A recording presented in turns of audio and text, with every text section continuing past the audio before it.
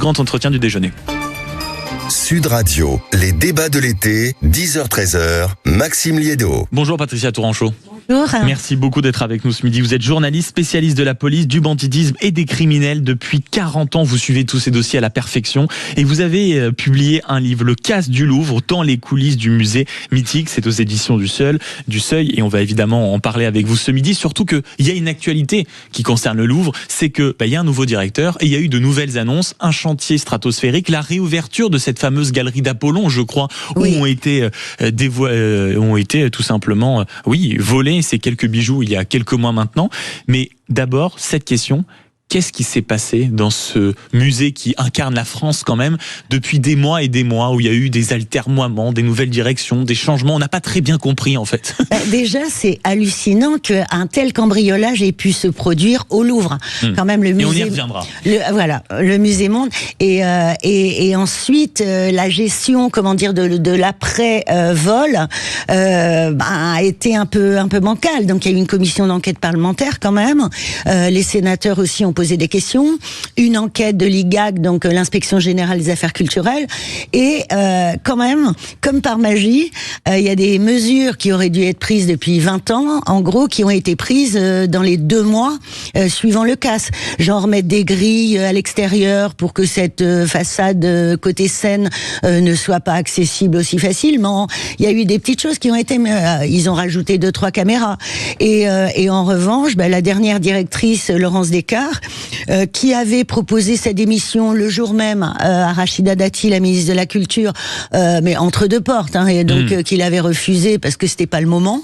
Elle a mis 4 mois à démissionner. Donc c'est un départ. Et on y reviendra d'ailleurs sur le profil de Laurence Descartes, l'ancienne directrice du Louvre, qui est, faut quand même être honnête, apparue aux yeux du grand public au moment du cambriolage seulement, parce que je suis pas sûr que ce soit des personnalités extrêmement publiques et extrêmement connues. Néanmoins, revenons d'abord à ce cambriolage, parce que ce cambriolage, vous le disiez, non seulement il est spectaculaire, mais surtout il n'aurait jamais dû arriver. Dans votre livre, vous expliquez le nombre de rapports, notamment je crois un rapport Van Cleef, quelques années auparavant, qui déjà limite expliquer comment on pouvait cambrioler cette galerie. C'est-à-dire que tout était écrit. Mais c'est incroyable. Le Louvre lui-même avait commandé des audits de sécurité. Donc en fin 2018, c'était à l'expert en joaillerie Van Cleef & Arpels. Un autre en 2007. Ces 2 rapports détaillaient sur 2 pages la très grande vulnérabilité de cette galerie d'Apollon par cette porte-fenêtre et ce petit balcon du premier étage par lequel les voleurs sont passés. Et en fait, les experts, en gros, le Louvre, on peut pas mettre des barreaux aux fenêtres parce que c'est monument historique.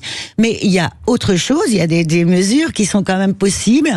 Or, le Louvre n'avait appliqué qu'une des mesures en fait préconisées par les experts, à savoir renforcer les vitrines qui contenaient les joyaux.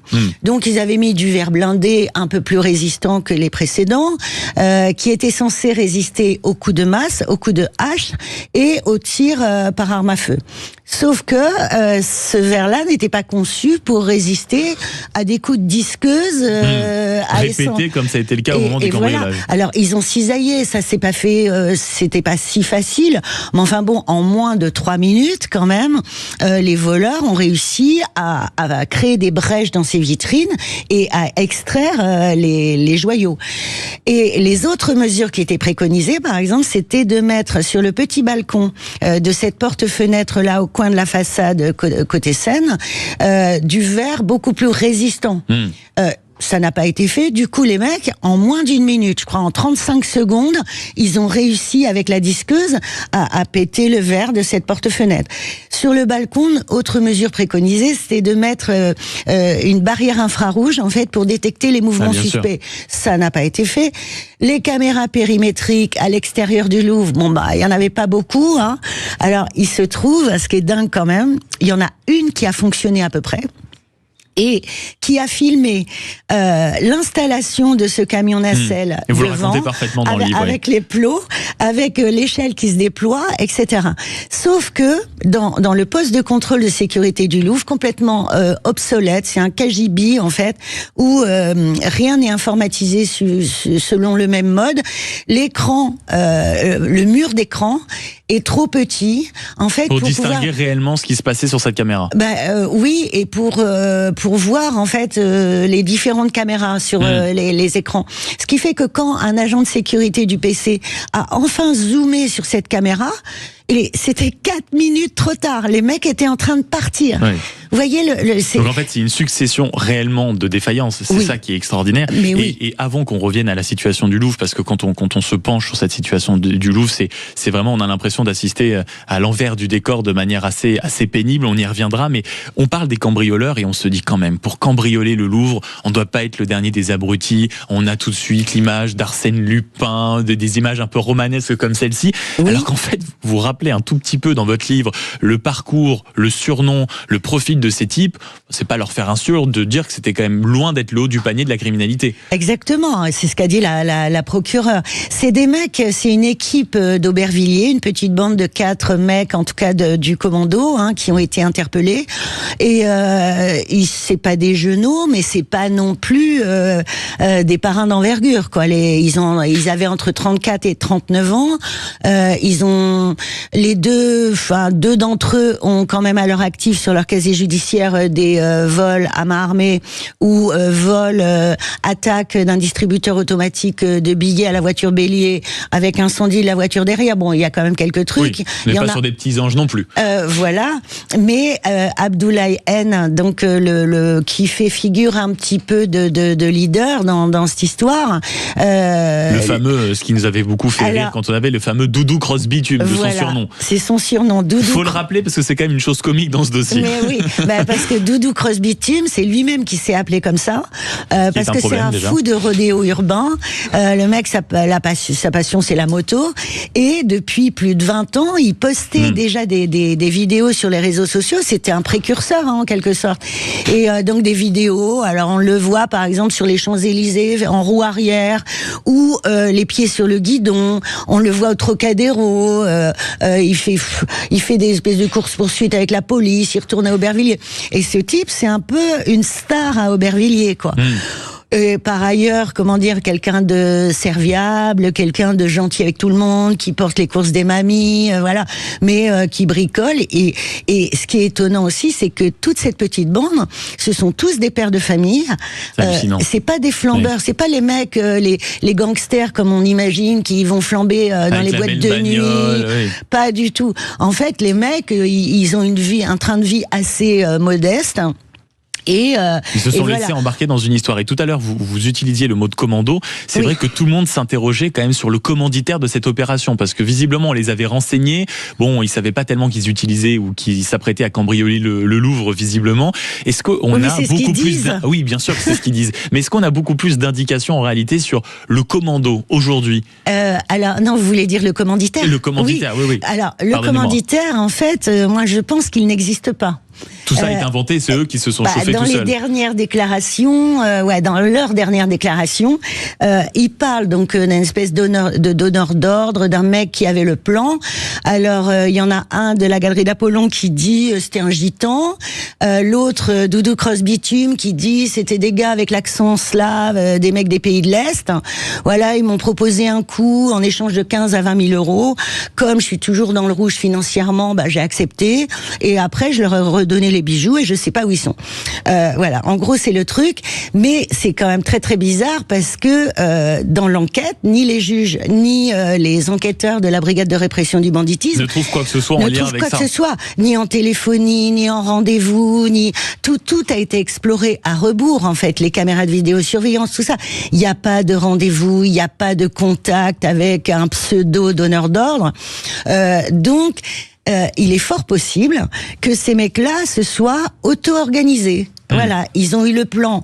On ne sait pas trop comment. Ils se sont montés le bourrichon, comme on dit. Ils se sont convaincus qu'il fallait faire parce ça. Que c'était tentant quand même. Cette fenêtre là, à portée de main. Non, mais c'est ça, sans barreaux, sans rien. Et c'est fou parce qu'il y a d'autres voleurs un peu plus âgés qui savaient depuis très longtemps que le Louvre était prenable à cet endroit. Sauf qu'ils n'y sont pas allés parce que les bijoux sont difficilement vendables. Donc ils se sont dit, ça vaut pas le risque. Voilà, on prend pas le risque, sauf du coup, s'ils avaient eu un milliardaire collectionneur qui leur avait demandé, ils y seraient allés les autres. Mais donc là, je pense qu'il y a eu un fantasme à la hauteur de la grandiosité de ce casse en fait. Avec aussi la naïveté, parce que comme vous le dites, après revendre ces bijoux, surtout qu'on en a récupéré qu'une petite partie simplement, ça reste quand même une étape plus que pénible, donc ça doit traîner je ne sais trop, et vous ne répondez pas, ma chère Patricia Tourangeau, parce qu'on va poursuivre la conversation. Où sont les bijoux? Tiens, ça on veut savoir, où sont les bijoux d'abord, et puis on va s'intéresser à ce que va devenir le Louvre, parce que je le disais en introduction, un nouveau directeur bien sûr, aussi j'imagine quelques changements, on va y revenir parce qu'on a parlé du cambriolage, on a parlé bien sûr des cambrioleurs, mais il y a aussi l'état du Louvre, si on en a parlé sur cette vulnérabilité de la galerie Apollon, il y a aussi quand même le train de vie de la directrice, des travaux pour des coûts absolument faramineux qui sont passés crème, et aujourd'hui quand même le musée le plus visité du monde qui, doit-on le rappeler, n'est pas rentable. Donc 2-3 points je crois abordés avec vous, Patricia Tourangeau, journaliste, spécialiste de la police, du banditisme et des criminels. Ça fait près de 40 ans que vous vous intéressez à ces dossiers, et votre livre absolument fascinant si on s'intéresse à cette affaire, Le casse du Louvre dans les coulisses du musée mythique, c'est aux éditions du Seuil, et vous restez avec nous, on revient dans une poignée de minutes, à tout de suite. Et on poursuit la conversation à l'heure du déjeuner avec notre invité sur un sujet fascinant, puisqu'on parle à la fois du musée, l'un des musées les plus connus du monde, le plus visité au monde, qui est français, mesdames, messieurs, s'il vous plaît, c'est évidemment le musée du Louvre, et du cambriolage qui lui aussi a fait le tour du monde, c'était il y a quelques mois, et on en discute avec Patricia Tourangeau, qui est journaliste, spécialiste de la police, du banditisme et des criminels. Ça fait près de 40 ans que vous suivez tous ces dossiers, et vous êtes auteur du livre Le casse du Louvre dans les coulisses de ce musée mythique justement, et c'est aux éditions du Seuil. On a parlé au début de notre conversation de ce cambriolage qui n'aurait pas dû arriver, de ces cambrioleurs qui n'avaient, on va dire, quand même pas le profil type pour attaquer le Louvre, mais c'est intéressant aussi de s'intéresser au musée, à la direction du musée, parce que en réalité, on a l'impression que ce qu'on voit de l'extérieur du Louvre, c'est vraiment du carton-pâte. Et il suffit d'y rentrer pour découvrir de l'argent gaspillé, des décisions qui sont pas prises, parfois des mesures un peu surréalistes. Expliquez-nous comment ça se passe, selon votre livre, dans les coulisses de ce musée mythique. C'est assez hallucinant parce qu'on s'aperçoit, et la Cour des comptes l'a dit aussi, que les projets, l'événementiel, les grandes expositions, les grandes manifestations ont primé au Louvre sur la rénovation du Palais Royal, qui a quand même 8 siècles. Et le Palais Royal, voilà, les toitures, elles fuient. Et pour vous donner un exemple, la réfection des toitures n'était prévue qu'en 2032. Donc c'est hallucinant. Le système électrique est obsolète, il faut 6 km de câbles pour la refaire. Les canalisations en bas sont totalement bouchées, ce qui fait que les toilettes sont fermées. Et donc il y a des gens, les gardiens m'ont raconté que des gens urinent dans des salles d'exposition parce qu'ils peuvent pas se retenir. Et ils payent 22 € le ticket d'entrée quand même. Et donc tout ça a perduré pendant des années. Et apparemment, le prédécesseur de Laurence Descartes, donc Monsieur Martinez, avait été sensibilisé, avait pris la mesure de tous ces travaux de rénovation. Et là, j'ai des PV, enfin des conseils d'administration de 2018, où ils avaient établi 6 schémas directeurs, donc un pour refaire les escalators, les ascenseurs en panne. Tout était prévu, y compris le schéma directeur de sûreté. Et tout ça, quand Madame Descartes arrive, donc 3 ans plus tard, en 2021, elle considère que le schéma directeur de sûreté n'est pas assez ambitieux. Voilà. Elle ne veut pas que le poste de contrôle de sécurité soit dans le pavillon de Flore, parce qu'elle veut qu'il soit à côté d'elle, à côté de la présidence. Ok. Donc, en fait, elle remet tout par terre, tout en cause, et le temps d'en élaborer un autre, ça prend du retard. Et les inspecteurs des affaires culturelles vont lui reprocher, vont lui dire, mais attendez, c'est hallucinant, vous pouviez très bien faire un projet plus ambitieux, pourquoi pas, enfin ça retardait les choses, ça ne vous empêchait pas de faire des travaux en urgence. En revanche, par exemple, il y avait une cuisine pour recevoir les mécènes, c'est normal que le Louvre est à cet endroit-là, qui était sous la pyramide, bruyant, étouffant, donc Madame Descartes dit, je fais ailleurs. Et elle fait faire une cuisine présidentielle qui n'est pas que pour elle, à côté de ses bureaux, dans un super local, cours Le Fuel, avec ses voûtés, ça donne sur un petit jardin magnifique, 497 000 €. Avec 497 000 € quand vous disiez tout à l'heure qu'il fallait 6 km de câbles pour refaire certaines installations, on se dit que les 6 km n'auraient peut-être pas coûté 497 000 € par exemple. Bah voilà. Et elle dit, pour sa défense devant les parlementaires, elle dit, écoutez, j'ai estimé que ce n'était pas si onéreux compte tenu que c'est classé bâtiment historique. Enfin, quand même. Et le pire, c'est que elle dit aux parlementaires, aux sénateurs, elle dit cet espace était vacant depuis 15 ans, il n'y avait rien dedans, j'ai considéré qu'on pouvait le prendre. Et là, derrière, moi je vois des agents, les agents me disent, mais ils étaient ulcérés, ils me disent, mais comment? Il n'y avait rien dedans, c'était nos salles de repos. Donc vous voyez comment on nous considère, comment on est méprisé, voilà, on est considéré comme la 5e roue du carrosse. Et ça c'est pas bien, ça dénote quand même un état d'esprit qui est pas terrible quoi. Et espérons que ça change parce que ça y est, elle a fini par partir, elle a été remplacée, oui, au bout de quelques mois, ça c'est sûr. Christophe Léribaud, c'est lui le nouveau directeur du Louvre, président du musée pour être précis, et il a annoncé hier, c'était dans le Parisien, la réouverture de la fameuse galerie Apollon, avec, là aussi, puisqu'on en parle et on parlait d'argent, un titanesque chantier de rénovation. Ça a été chiffré à près d'1 milliard d'euros. Est-ce que ça veut dire que là, ça y est, on donne un nouveau souffle, le Louvre va un peu, on va dire, regagner de son éclat ? Alors, Monsieur Léribaud a repris le projet Macron, imaginé par Laurence Descartes, en fait. Qui est, puisqu'il y a 9 millions de visiteurs par an et que l'entrée sous la pyramide n'est plus possible, ils ont imaginé une autre entrée côté colonnade, côté samaritaine en gros, et mais ça coûte très très cher et la Cour des comptes a mis en garde le Louvre contre autant de dépenses en ces temps de disette quand même pour l'ensemble de la population. Et lui, Monsieur Léribaud, en tout cas c'est une riche idée qu'il a eue de dégager les joyaux et les bijoux de la galerie d'Apollon. Parce que cette galerie d'Apollon, c'est vrai qu'elle peut se visiter toute seule. En soi, c'est un endroit génial. Et Monsieur Léribaud dit, c'est notre palais des glaces à nous, en fait, au Louvre. Donc ça, très bien. Les joyaux, donc ils vont essayer de trouver une autre salle, bunkérisée, sans fenêtre, pour mettre les joyaux. Et ça aurait dû être fait depuis très très longtemps. Après, pour le reste, Monsieur Léribaud dit qu'il doit trouver 360 millions d'euros de mécénat en 1 an pour pouvoir mener à bien ce projet qui s'appelle Louvre Nouvelle Renaissance, que notre président de la République, Monsieur Macron, quand même, a baptisé comme son propre parti, Renaissance, Louvre Nouvelle Renaissance. Voilà, qui est un truc hyper ambitieux, où ils imaginent de mettre une salle pour la Joconde. Ça, c'est pas bête, parce que 80% des visiteurs viennent pour la Joconde. Voilà, mais ils imaginaient de la mettre en souterrain, alors en zone inondable, risque de crue de la Seine, 2 lignes de métro qui passent en dessous, c'est la partie la plus médiévale du Louvre, c'est quand même un peu risqué, quoi, avec un parcours pour arriver jusqu'à la Joconde. Bon, je sais pas, on verra, mais trouver tout cet argent, enfin, ça paraît assez dingue. Surtout, en effet, quand on en connaît le montant, 1 milliard de projets, 360 millions d'euros donc de mécénat, on verra sur l'année si en effet c'est un objectif rempli. Patricia Touranchot, je vous remercie d'avoir été avec moi ce midi, journaliste spécialiste de la police, du banditisme et des criminels. Votre livre, Le Casse du Louvre, dans les coulisses du musée mythique, c'est aux éditions du Seuil. Mais quand même, une question avant qu'on se quitte. Ils sont où les bijoux ?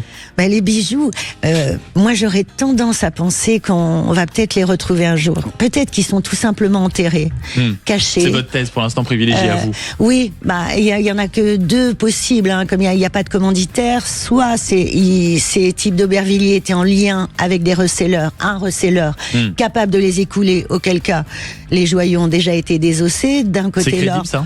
Ça, c'est possible. Mais moi, je crois plus à la deuxième hypothèse. Et il y a un policier qui me dit, écoutez, Patricia, ils ont bien été capables de cacher pendant 9 jours un camion nacelle à Aubervilliers sans que personne s'en aperçoive. Donc 8 joyaux de la couronne, pas très grands, ça doit être possible. Et c'est un calcul.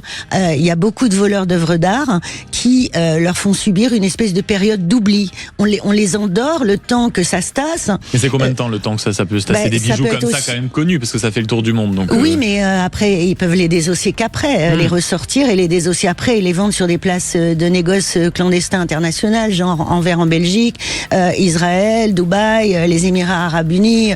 Il y a plusieurs endroits. Mais ça, ils sont capables aussi de tirer leurs années de prison. Et de les récupérer après. De les récupérer. Parce que leur idole, quand même, c'est Tony Musulin, qui était un convoyeur de fonds, qui avait volé 11,6 millions dans son propre fourgon, qui a été condamné à 5 ans de prison. Et alors, certes, il y a une partie qui avait été retrouvée, mais il a gardé plus de 2 millions, 2,6 millions. Et ça vaut pour certains 5 ans de prison. Et ben voilà. En tout cas pour certains. Voilà. Merci beaucoup Patricia Tourangeau d'avoir été avec moi ce midi. Je vous souhaite une très belle journée.